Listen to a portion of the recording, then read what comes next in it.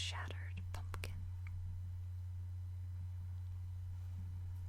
The brook was searched, but the body of the schoolmaster was not to be discovered. Hans Van Ripper, as executor of his estate, examined the bundle which contained all his worldly effects.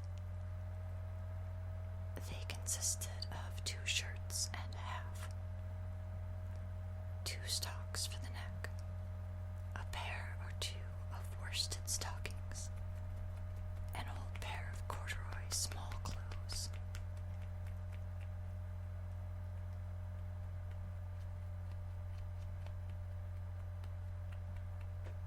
I'm very sorry if you can hear that. My cat is scratching himself behind the ear. An old pair of corduroy small clothes, a rusty razor, a book of psalm tunes full of dog's ears, and a broken pitch pipe.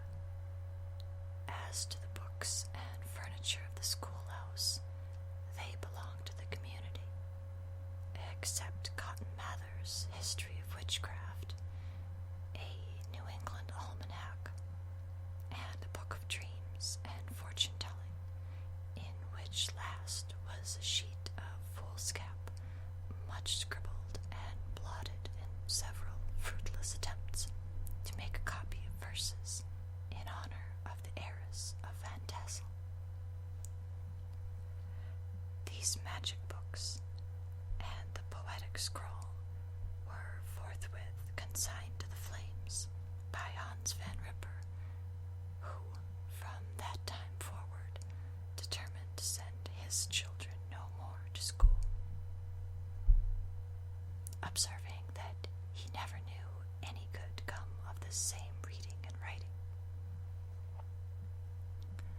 Whatever money the schoolmaster possessed, and he had received his quarter's pay but a day or 2 before, he must have had about his person at the time of his disappearance. The mysterious event caused much speculation at the church on the following Sunday. Knots of gazers and gossips were collected in the churchyard, at the bridge, and at the spot where the hat and pumpkin had been found. The stories of Brower, of Bones, and a whole budget of others were called to mind, and when they had diligently considered them all, and compared them with the symptoms of the present case, they shook their heads, and came to the conclusion that Ichabod had been carried off by the galloping Hessian. As he was a bachelor, and in nobody's debt, nobody troubled his head any more about him. The school was removed to a different quarter of the hollow, and another pedagogue reigned in his stead. It is true, an old farmer, who had been down to New York on a visit several years after, and from whom this account of the ghostly adventure was received, brought home the intelligence that Ichabod Crane was still alive, that he had left the neighborhood partly through fear of the goblin and Hans Van Ripper, and partly in mortification at having been suddenly dismissed by the heiress, that he had changed his quarters to a distant part of the country, had kept school and studied law at the same time, had been admitted to the bar, turned politician, electioneered, written for the newspapers, and finally had been made a justice of the 10-pound court.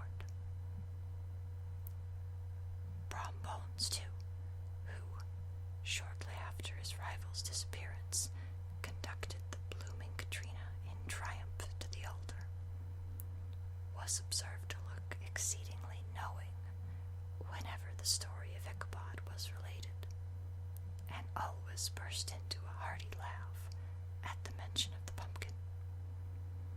which led some to suspect that he knew more about the matter than he chose to tell. The old country wives, however, who are the best judges of these matters, maintain to this day that Ichabod was spirited away by supernatural means, and it is a favorite story, often told about the neighborhood round the winter evening fire. The bridge became more than ever an object of superstitious awe, and that may be the reason why the road has been altered of late years, so as to approach the church by the border of the mill pond. The schoolhouse being deserted soon fell to decay, and was reported to be haunted by the ghost of the unfortunate pedagogue.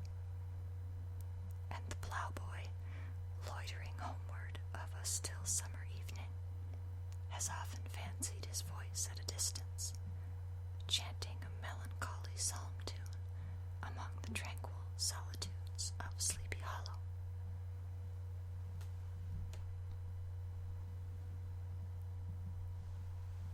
And the last part is a postscript found in the handwriting of Mr. Knickerbocker.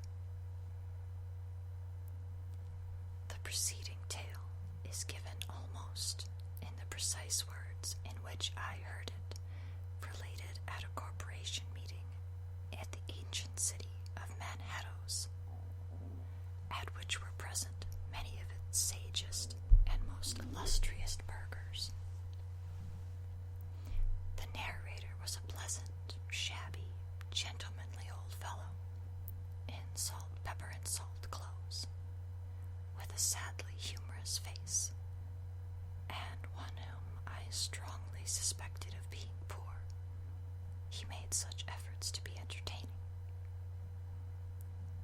When his story was concluded, there was much laughter and approbation, particularly from 2 or 3 deputy aldermen who had been asleep the greater part of the time.